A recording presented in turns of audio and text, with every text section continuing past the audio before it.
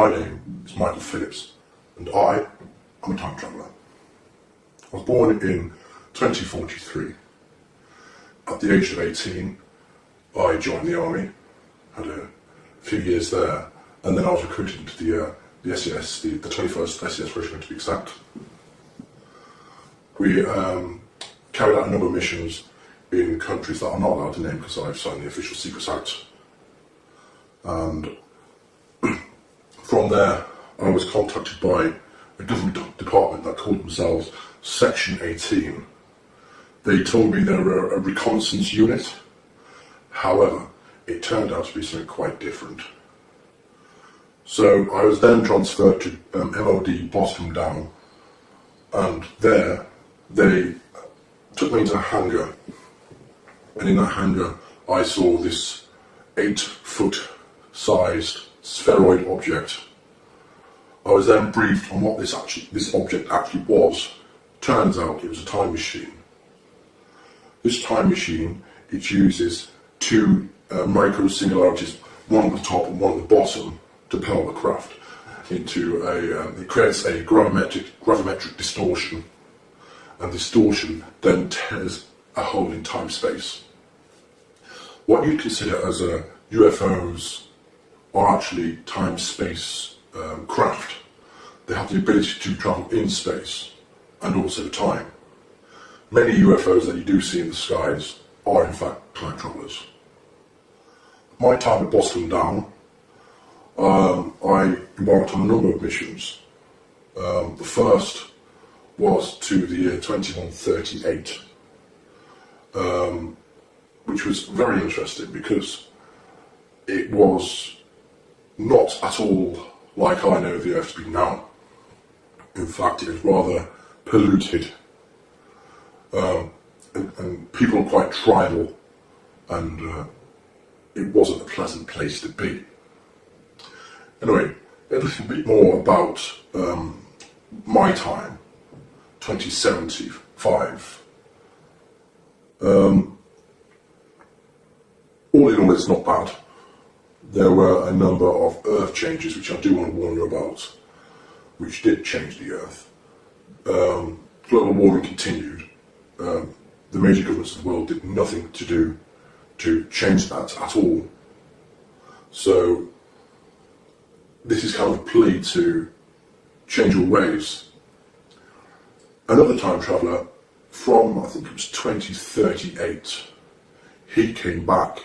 His name was Titor. He came back to 2000, I do believe.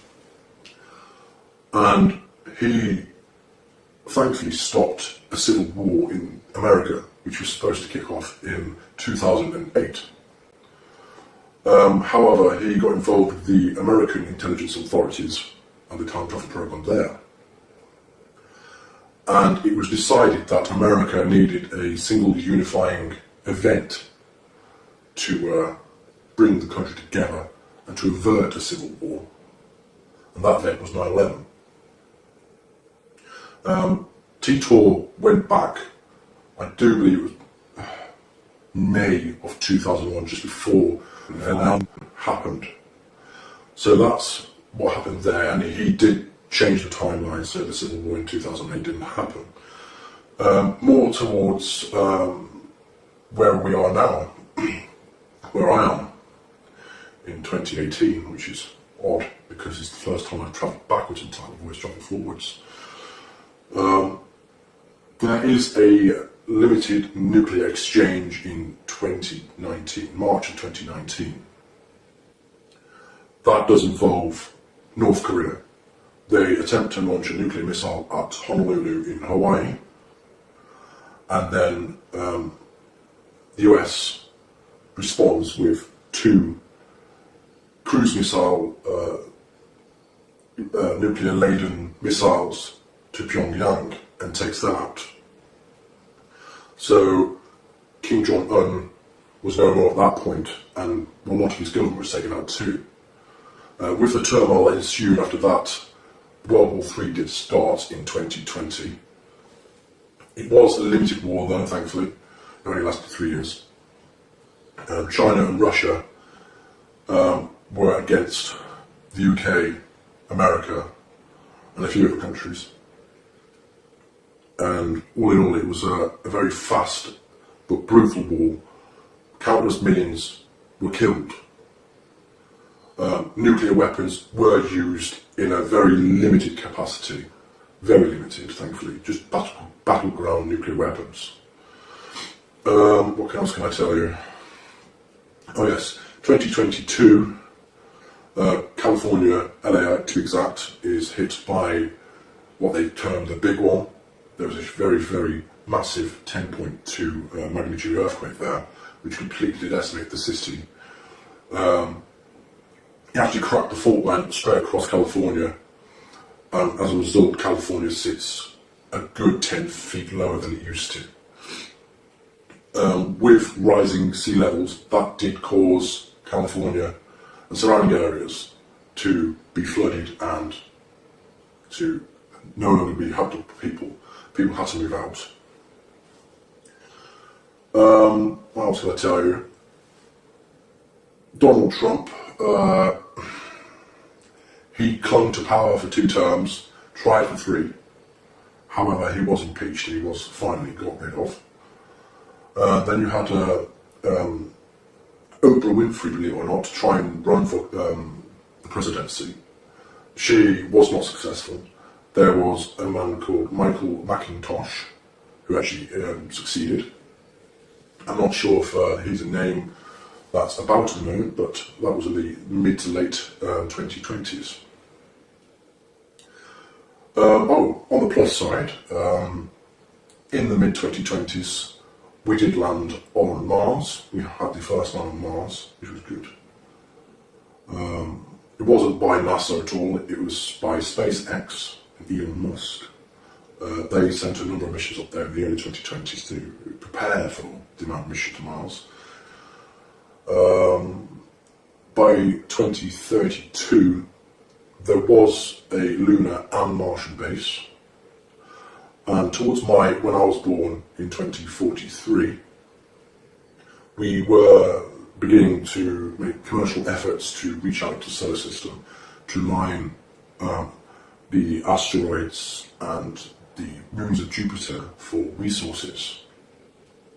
So there are quite a lot of trillionaires in my time who own their own space stations, and they are very powerful people. You don't want to cross them.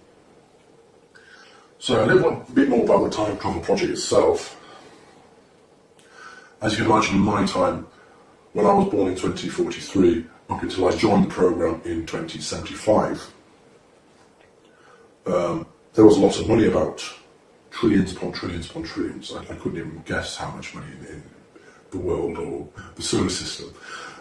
So endeavours such as time travel were more and more possible. I have travelled numerous times in the future, and I'll tell you about one time now. I stepped into the craft, which is an 8-foot wide sphere.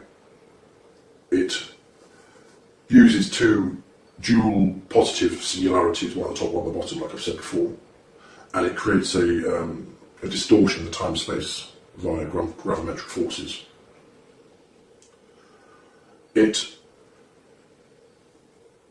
is how can I say? It utilises the singularities and forces the energy inwards for the time travel aspect.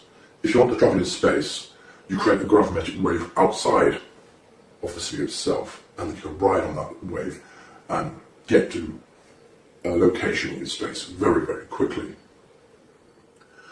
In terms of one of the times I went forward in time, let me just try and pick up an interesting one. Yes, I went to the 2432, and the world, thankfully, was a lot different again, but it was different in a positive aspect. The atmosphere and pollution, that was all cleaned up, thank God.